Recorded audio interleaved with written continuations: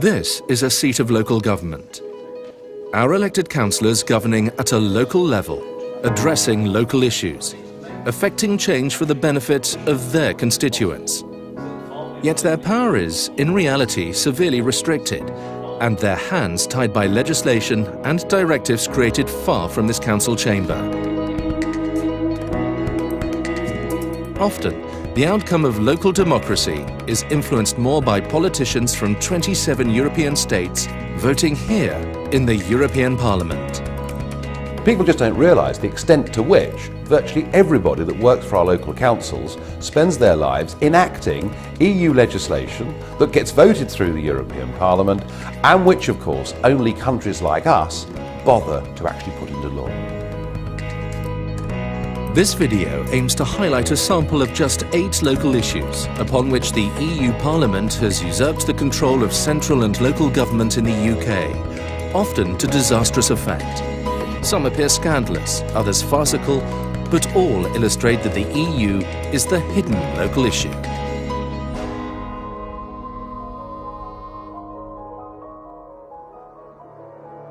We start with EU procurement rules that require public bodies that tender for supplies and services to publish those tenders Europe-wide, not just in the UK. This means councils will have to ensure other suppliers from European countries are considered when they intend to purchase anything from new desks to plant and equipment or awarding contracts such as highways maintenance. A recent survey by the Local Government Association, the membership organisation for council officers, revealed the real impact of these EU rules. When asked, the majority of council officers felt procurement had become more costly and burdensome as a result. 50% thought that the directive has not led to more efficient and effective procurement practice. 66% stated that the procurement costs and administrative burdens had worsened as a result. 69% identified dealing with challenges from unsuccessful bidders as an issue which presents a difficulty to the Council's procurement activities. It was commonly mentioned that the EU regulations appear to push the balance of power to suppliers and hampers the ability of councils to achieve best value from contracts.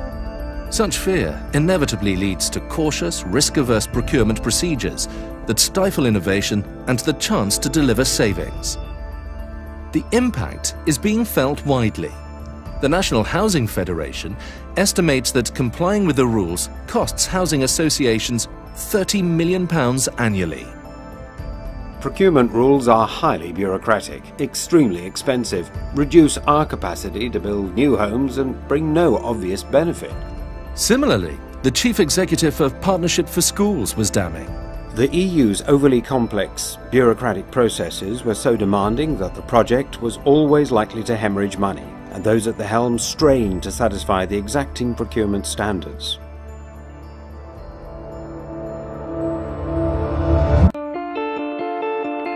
Buses on longer distance routes are now having to stop halfway in order to sidestep EU legislation on drivers' hours of work. Routes more than 31 miles require tachographs to be fitted, and their route numbers changed to avoid the law. A knock-on effect is that drivers cannot work more than 5 days a week, nor on their rest days. Due to the cost of fitting the tachographs, some bus companies have decided to scrap certain rural bus routes. For example, this has meant the end of weekly bus services to some villages in the Yorkshire Dales and in Cumbria.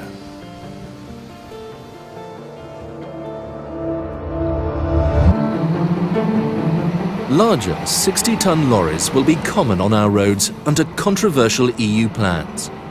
The 50% heavier and 30% longer super lorries could be introduced to harmonise lorry weights across Europe. The proposed one rule for all countries would mean the maximum weights in the UK rising from 44 tonnes to 60 tonnes, raising concerns of pollution, congestion and of safety. Locally, it will be county and local authorities that will have to pick up the bill for the additional damage to the road networks from lorries that are just too big for the UK. The Department for Transport and the government line is that they don't want them and wish to keep the current 44-tonne limit. But they will have no choice if the draft EU directive is made law. Post offices play a vital role in keeping communities alive. Without the post office counter services, many rural shops would close. The UK government acknowledged this, providing subsidies to try to ensure post offices can stay open. But our partners in Brussels intervened, with a directive that insists that the size of the postal market reserved for national monopolies must be reduced, and that the UK government must seek permission before any state aid is granted. EU postal service directives forced the British government to open up Britain's postal industry to European businesses, such as Deutsche Post, to undercut the Royal Mail in the profitable parts of the industry, such as Business Post. The result was that the Royal Mail was left with less profitable sectors, and now lies stricken in a critical financial state. Without further support from the UK government, closure of local post offices was inevitable to suit EU directives intended to benefit foreign delivery companies. In the next 10 years, 3 million new homes need to be built in the southeast of England alone, built to accommodate the unprecedented growth in UK population. The largest single factor contributing to the number of new households being formed is net immigration. That's a new home for immigrants every 6 minutes. Within 20 years, that equates to 7 additional cities the size of Birmingham. That growing pressure to accommodate new households is being felt across the country. Yet central government and local councils have little power to influence the consequential level of demand on local services. Well, open-door immigration is having a massive effect on local councils, on planning and on house building. We have to build hundreds of new homes every single day just to accommodate the increasing population. And the pressure on services is massive. Our schools, our hospitals, our social services should be for the people of this country, not for the whole of Eastern Europe. May 2011 saw the introduction of new EU rules to guarantee UK benefits such as unemployment and housing benefit to new EU passport holders. Some 100,000 people are expected to take advantage of this, at a cost of £19.7 million a week.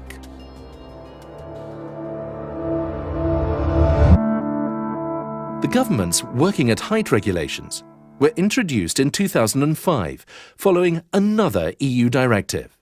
The practical repercussions are wide-reaching. For example, the use of ladders. Some councils have banned them across their estate properties for fear of litigation. The regulations have been interpreted by some councils and contractors to mean that scaffolding must be used instead.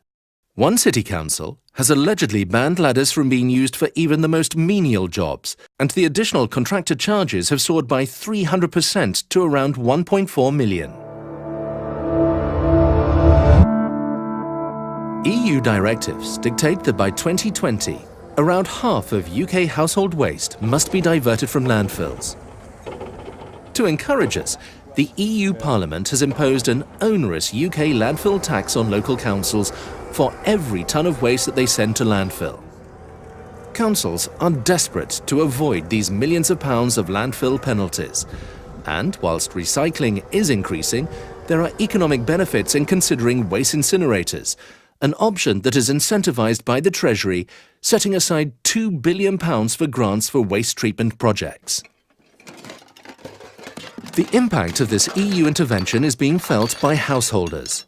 Council taxes have gone up, and refuse collections around many parts of the country have been reduced to once a fortnight.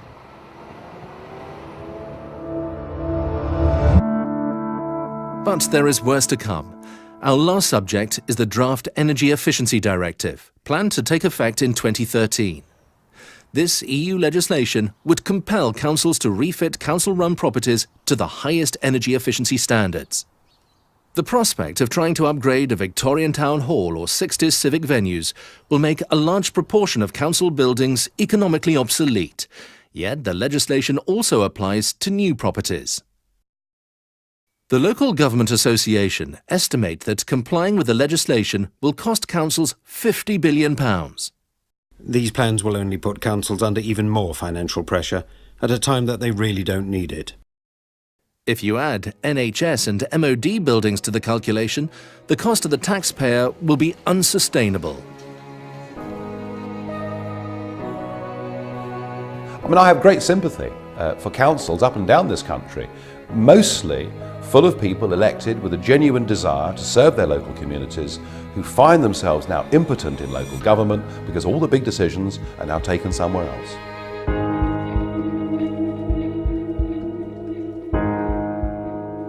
These are just a few examples of the blind intervention of the EU Parliament that have direct consequences at a local level across the UK. The impact on councillors is widespread.